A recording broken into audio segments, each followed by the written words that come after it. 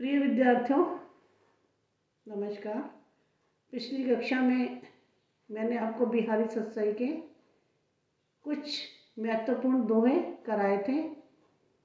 आज मैं उसी क्रम में बाकी महत्वपूर्ण दोहे कराऊंगी, तो सुनिए।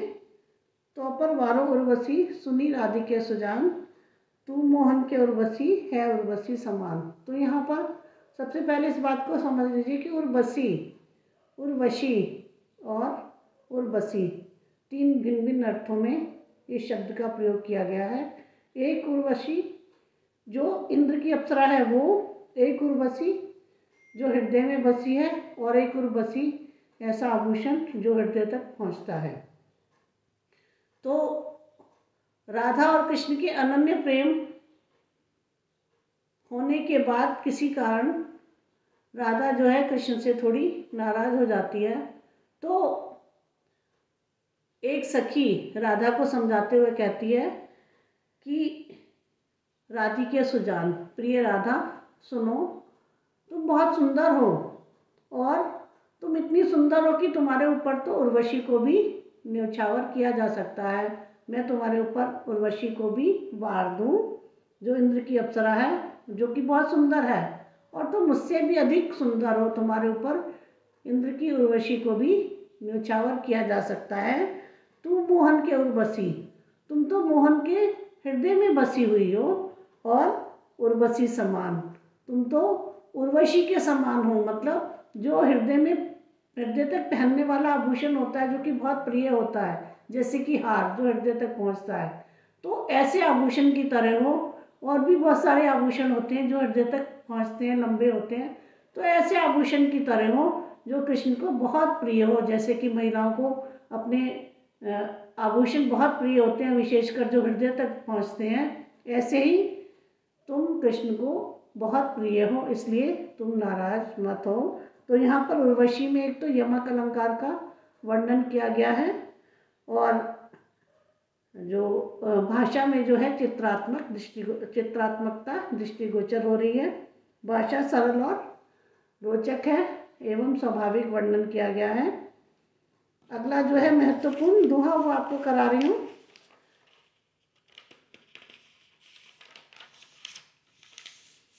लौने मुँह दीठी न लगे, यों कही दीठी ईट, दूनी हुए लागन लगी, दिए दिठौना दीठ। तो यहाँ पर नायिका की सखी ने ये सोचकर कि नायिका बहुत सुंदर है, गौर वर्ण है, तो उसके ऊपर दिठौना लगा दिया। दिठौना मतलब नज़र का टीका लगा दिया, काला टीका लगा दिया। लेकिन उसको देखकर लौने मुँह दीठी न लगे, सुंदर मुखड़े पर, लौने मुँह मतलब सलोने सुंदर मुखड़े पर नजर ना लगे, ऐसा सोचकर सखी ने दियो दिठौना दीन, दिठौना लगा दिया जिससे कि किसी की नज़र ना लगे। लेकिन वो तो और भी अधिक सुंदर लगने लगी, और नायक की नज़र जो है उसके ऊपर पूरी तरह से लग गई। पूरी तरह से नायक की नज़र उस पर, दृष्टि भीतर तक चली गई। तो उस काजल लगाने से, उस काले टीके को लगाने से नायिका का सौंदर्य 2 गुना हो गया और भी बढ़ गया। कौन भाती रही है विरुद्ध अब देख मुरारी, बीधे मौसम आई के गीधे गिधई तारी। तो यहाँ पर भक्ति के दोहे का वर्णन किया गया है। पहले आपने श्रृंगार के दोहे पढ़े, अब भक्ति का दोहा आ गया है। तो यहाँ पर कृष्ण के लिए कहा गया है, कौन भाती रही है विरुद्ध अब देखी मुरारी। हे मुरारी, अब तुम किस तरह से रहोगे। कौन भाती रही है, अब तुम किस तरह से रहोगे, क्योंकि तुम तो विरुद्ध मतलब जो प्रशस्ति पाने वाले हो। तुमने अनेक लोगों का उद्धार किया है, जिसके कारण तुम्हें उद्धार करने वाले का एक विशेष ओहदा मिला हुआ है। तुम्हारी प्रशंसा होती है कि तुम पापियों का उद्धार करने वाले हो। लेकिन बीधे मौसम आई के गीधे गिधई तारी, तुमने जो है गिद्ध का जो है, गिद्ध तक को भी तार दिया था। गिद्ध को तारने वाले अब तुम मुझसे आकर उलझे हो। मुझसे आई के बीधे, मतलब मुझसे आकर बीधे, मुझसे आकर उलझे हो तुम, मुझसे आकर फंसे हो तुम, मतलब अब मेरे सामने टकराए हो तुम, मेरे आगे जो है मेरे पास आए हो। अब देखूंगा तुम इस बात की कितनी लाज रखते हो, मतलब तुम मेरा उद्धार करते हो या नहीं करते हो। जब तुम मेरा उद्धार करोगे तभी मैं समझूंगा कि तुम विरध हो, तुम पापियों का उद्धार करने वाले हो, और तुम्हारी इस बात के लिए प्रशंसा होती है। अगला है, कहत नटत रीझत मिलत खिलत लजियात, भरे भवन में करत है नैनन हिसो बात। तो यहाँ पर नायक और नायिका के प्रेम का बड़ा सुंदर वर्णन किया गया है। एक सभा लगी हुई है, वहाँ पर सभी लोग बैठे हैं, सभी परिवार के लोग हैं, सभी रिश्तेदार बैठे हुए हैं, गुरुजन बैठे हुए हैं, सभी बैठे हैं। तो वहाँ पर संकेत से नायिका और नायक में संकेतात्मकता के द्वारा अपनी बात कही जाती है। तो संकेत कैसा, उन्होंने अपने मुख के संकेत से, मतलब गर्दन हिलाकर कहा, कहत कहा, नटत तो जो नायिका है उसने मना कर दिया कि नहीं, मतलब उन्होंने मिलने के लिए कहा या अपनी बात कहनी चाहिए कि क्या करना है, तो उन्होंने कहा, कहत कहा नायक ने, नटत नायिका ने मना कर दिया, रीझत और इस बात से नायक जो है प्रसन्न हो गया, रीझ गया, और फिर मिलत, जब वो प्रसन्न हो गया तो नायिका ने उसकी तरफ देखा तो दोनों के नैन मिल गए, और जब नैन मिल गए तो खिलत, फिर वो खिल गए, दोनों प्रसन्न हो गए। और जब प्रसन्न हो गए दोनों तो नायिका को लज्जा आ गई कि कहीं कोई मुझे देख ना ले, कहीं कोई मुझे देख तो नहीं रहा, तो लज्जिया, तो उसको लज्जा आ गई। भरे भवन में करत है नैन ही सब बात। तो नायक और नायिका, प्रेमिका और प्रेमी, इस तरह आंखों ही आंखों में सारी बातें उन्होंने कर ली और किसी को पता भी नहीं चला। तो यहाँ पर जो है बड़े ही कहत नटत रीझत खिलत मिलत पत्तियात लजियात, तो मतलब बड़ी ही ध्वन्यात्मकता या गीत्यात्मकता या काव्यात्मक शैली का बड़ा ही सुंदर प्रयोग किया गया है, और जो है अनुप्रास अलंकार का भी यहाँ पर उल्लेख किया गया है। भाषा में जो है सरसता और बिंबात्मकता दोनों ही दृष्टिगोचर हो रही हैं। लखी गुरुजन विच कमल सो शीश छुवायो श्याम, हरि सन्मुख करी आरसी ये लगाई बाम। तो देखिए कि किस तरह जो है सभी गुरुजन बैठे हैं। अब और सांकेतिक भाषा में बात कर रहे हैं। लखी गुरुजन विच, नायक ने देखा कि नायिका गुरुजनों के बीच में बैठी हुई है, अर्थात सबके साथ सभी बड़ों के बीच में बैठी हुई है। तो उन्होंने क्या किया, उसको बताने के लिए कि हमें जो है तुम्हारे से जो है प्रेम का प्रस्ताव रखना है। तो वो कह रहे हैं कि उन्होंने उन्हें देखा सभी गुरुजनों के बीच में, और कमल को जो है अपने शीश पर छुआ लिया, शीश छुवायो श्याम, श्याम ने उस कमल को जो है अपने माथे से लगा लिया, अर्थात वो ये कहना चाहते हैं कि मैं नायिका के चरण रूपी कमलों को माथे पर स्थान देता हूँ। तो यहाँ पर प्रेम की पराकाष्ठा दिखाई गई है। हरि सन्मुख करी आरसी ही लगाई बाम, और राधा ने क्या किया कि जो हाथ में जो एक आभूषण पहना जाता है, अंगूठे में, विशेषकर अंगूठे में पहना जाता है, जिसमें शीशा लगा हुआ रहता है, जिसमें दर्पण लगा हुआ रहता है, तो उसने उस दर्पण को कृष्ण के हरि सन्मुख, कृष्ण के सामने किया, और फिर उसको दिखाकर जो है अपने बाएं तरफ हृदय से लगा लिया।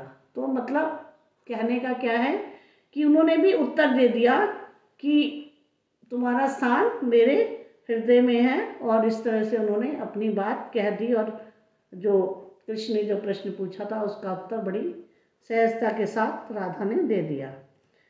आगे, पाई महावर दैन की नाइन बैठी जाए, फिर जानी महावरी गेड़ी मेड़ी जाए। तो यहाँ पर जो नायिका का पैरों में महावर लगाने का कार्य नाइन कर रही है। पहले ज़माने में नाइन आकर लड़कियों के या स्त्रियों के पाँव में महावर लगाया करती थी।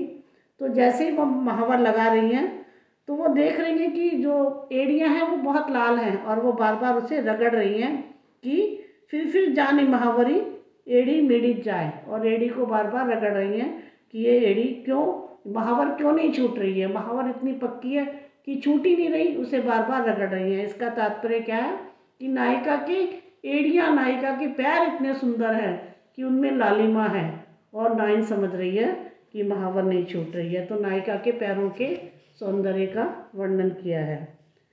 नहीं पराग नहीं मधुर मधुर, नहीं विकास ही काल, अली कली ही सो बंधियो, आगे कौन हवाल।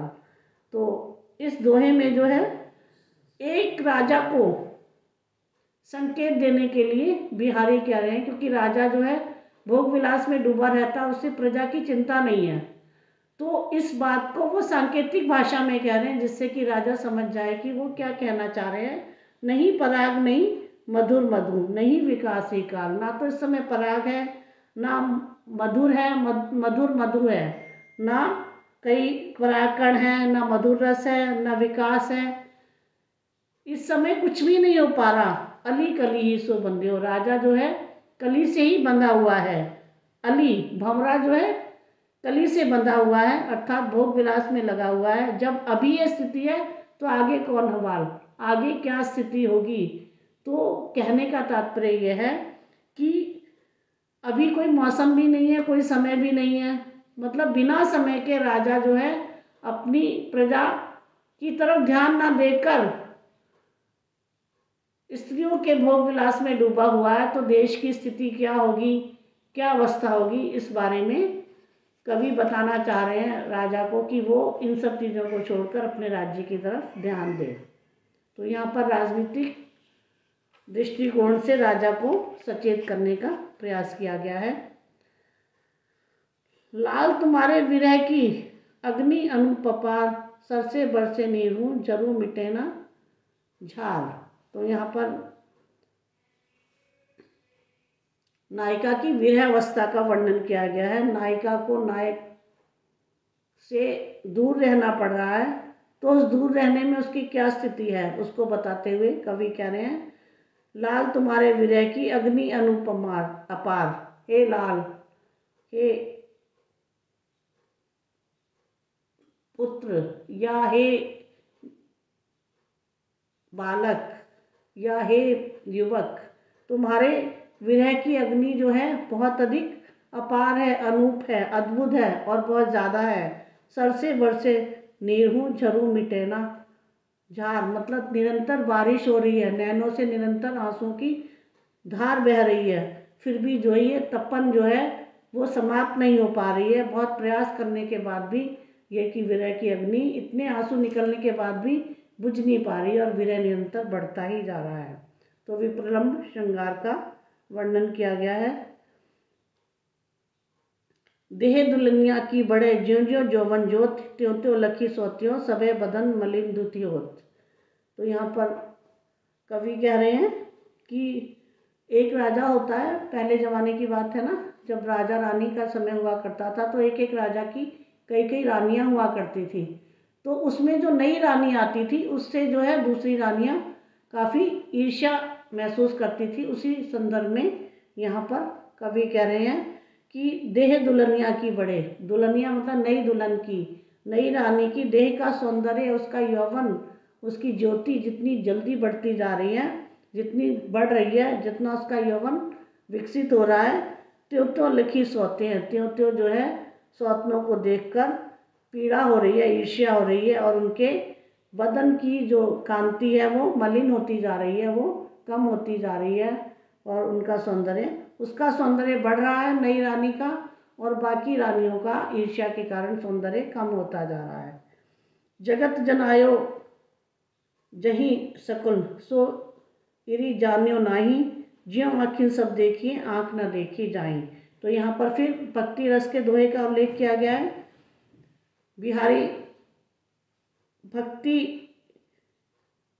के मार्गदर्शक, भक्ति को हम सबके समक्ष बताना चाह रहे हैं कि कैसे जो है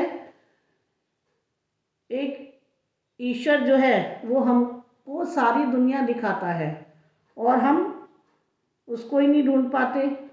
मतलब उसको ही नहीं समझ पाते जिसने हमें सब कुछ बताया है, सब कुछ सिखाया है। हम परमात्मा की संतान हैं और परमात्मा ने हमें सब कुछ दिया है, लेकिन हम उस देने वाले को ही नहीं समझ पा रहे हैं। उसने हमें दृष्टि दी है, उसने हमें भक्ति दी है, जिससे हम ईश्वर को प्राप्त कर सकते हैं, लेकिन हम उसे ढूंढते रहते हैं। ये तो स्थिति ऐसी हुई ना कि जैसे आँख सबको देखती है और आँख को कोई नहीं देख पाता। तो यहाँ पर आँख के मुहावरे के द्वारा जो है कवि अपनी बात उदाहरण देकर कहना चाह रहे हैं, जगत जानियो जहीं सकुल। जिसको सारे संसार को जिसने दिखाया, जिस परमात्मा ने हमें ये सारा संसार दिखाया, सोई री जानियो नहीं, उसी को तुम नहीं जान पा रहे हो, उसी को नहीं समझ पा रहे हो जिसने हमें सब कुछ सिखाया है, सब कुछ बताया है। ये तो वही बात हो गई, जैसे आँख सब कुछ देखती है लेकिन आँखों को कोई नहीं देख पाता जो कि उसके पास होती है। ऐसे ही ईश्वर हमारे पास है, लेकिन हम उसको सब जगह ढूंढते रहते हैं, लेकिन ईश्वर तो हमारे समक्ष है, हमारे हृदय में है, तो उसे इधर उधर ढूंढने की क्या आवश्यकता है। जैसे कि आँखें हमारे मुख पर हैं और हम आँखों को नहीं देख पाते, लेकिन आँखें हमें सारी दुनिया दिखाती हैं। धन्यवाद।